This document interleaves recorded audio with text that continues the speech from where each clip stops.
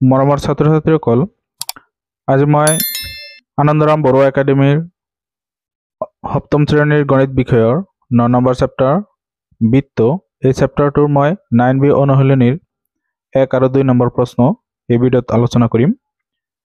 তো 1 নম্বৰ প্ৰশ্নটোত কোৱা হৈছে পি কেন্দ্ৰীয় বৃত্তৰ কিউআৰ এডাল যে পি এন লম্ব কিউআৰ। আৰু 1 নম্বৰত কৈছে কিউআৰ ইকুৱেল 10 সেন্টিমিটাৰ হলে কিউএন কিমান হ'ব। 2 নম্বৰত কৈছে আৰ এন ইকুৱেল 4.5 সেন্টিমিটাৰ হলে কিউআৰ কিমান হ'ব। তো ইয়াত আমি লিখিছো পি কেন্দ্ৰীয় বৃত্তৰ কিউআৰ এডাল যে আৰু পি এন লম্ব কিউআৰ 10 সেন্টিমিটাৰ হলে কিউএন কিমান হ'ব।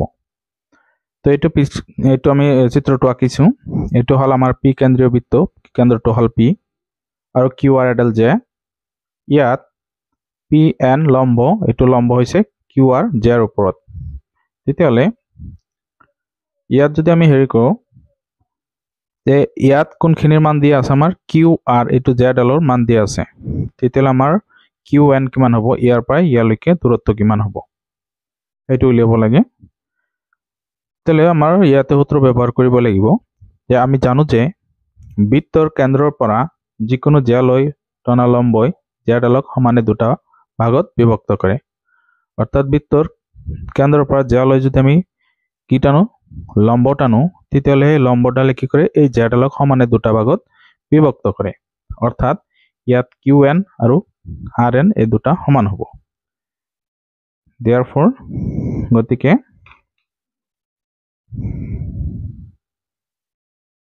Q N equal R N এইখিনি হ'ব। এতিয়া যদি আমি হেৰি কৰো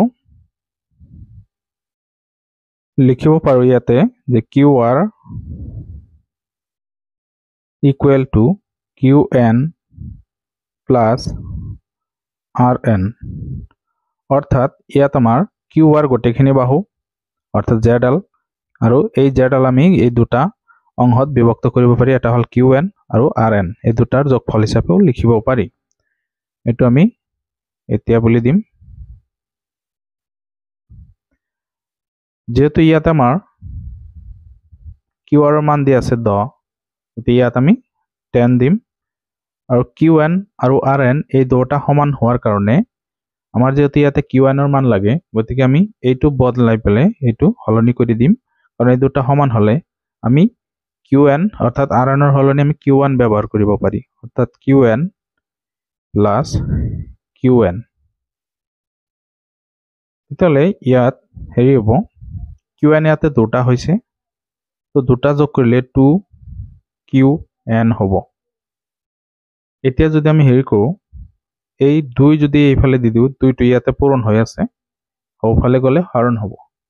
হৰণ হ'ব তেতিয়াহলে আমি এনেকুৱা কৰিব পাৰি 10 ডিভাইডেড বাই 2 ইকুৱেল ইয়াত থাকিব কিউ এন। অৰ্থাৎ 2 10ৰ ভিতৰত হৰণ যাব 5 বাৰ ইকুৱেল কিউ এন। অৰ্থাৎ কিউ এনৰ মান আমি কিমান পালো 5 সেন্টিমিটাৰ। আমাক কি উলিয়াব দিছিলে কিউ এন, তে আমি লিখিব পাৰি এতেকে কিউ এন ইকুৱেল 5 সেন্টিমিটাৰ। এইখিনি আমাৰ এনসাৰটো হ'ব। এতিয়া আমি 2 নম্বৰৰ এনসাৰটো কৰিম। 2 নম্বৰটোত দিছে R N is equal 4.5 centimetre হলে তেতিয়াহলে ইয়াত আমাৰ কিউ আৰৰ মানটো কিমান হ'ব, কিউ আৰ ইকুৱেল হোৱাট, এইখিনি কিমান হ'ব।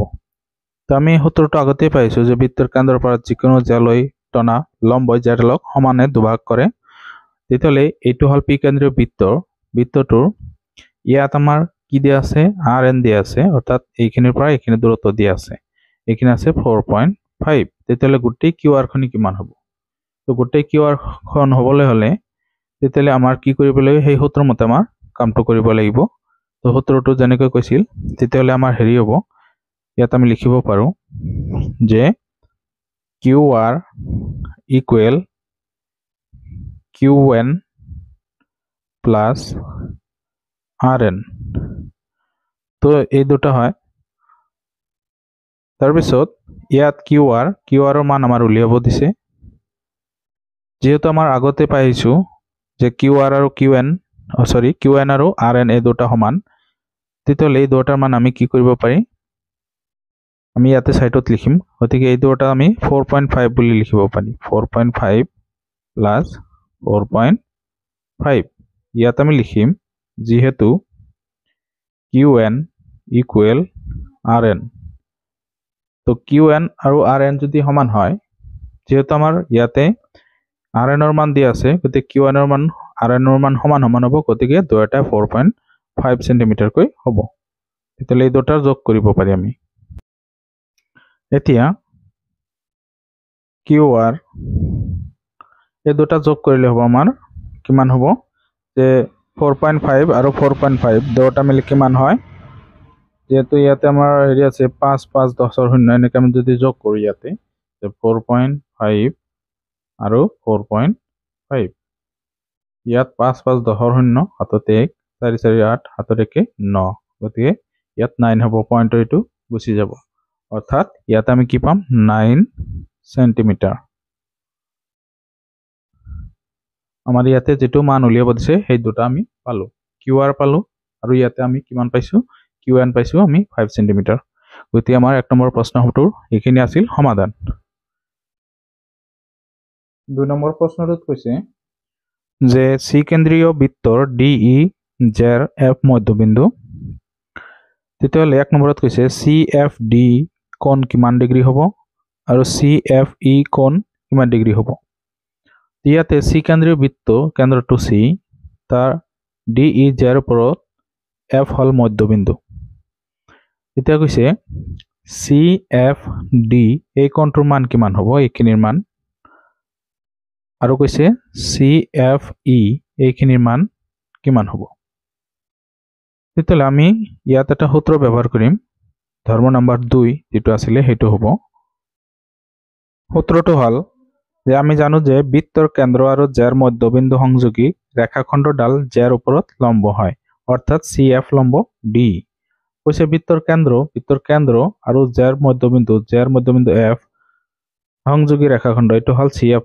ৰেখাখণ্ড ডাল কি হয় জেৰ ওপৰত লম্ব হয় অৰ্থাৎ সি এফ এই ৰেখাখণ্ডডাল কি হ'ব সি এফ ৰেখাখণ্ডডাল ডিই জেৰ ওপৰত লম্ব হ'ব তে সি এফ লম্ব ডিই যদি কোনো ৰেখাৰ ওপৰত এটা লম্ব হয় তেতিয়ালে এইফালে 90 ডিগ্ৰী কোণ হয় আৰু এইফালেও 90 ডিগ্ৰী কোণ হ'ব এটো লম্বই 90 ডিগ্ৰী কোণৰ সৃষ্টি কৰে গতিকে আমি ইয়াত লিখিব পাৰো therefore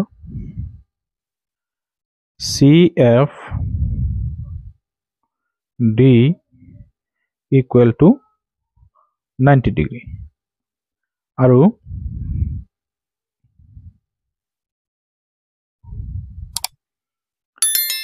CF E এই এঙ্গেলটো হ'ব 90 ডিগ্ৰী প্ৰত্যেকটোৱে কি হ'ব 90 ডিগ্ৰী কোণ হ'ব তো এইখিনি আছিল আমাৰ 2 নম্বৰ প্ৰশ্নটোৰ সমাধান আমি এতিয়া এইটো ভিডিওত ইনমানতে সামৰিছো যদি আমাৰ পৰৱৰ্তী ভিডিওবোৰ পাব বিচাৰে তেন্তে আমাৰ চেনেলটো সাবস্ক্ৰাইব কৰি ৰাখক ধন্যবাদ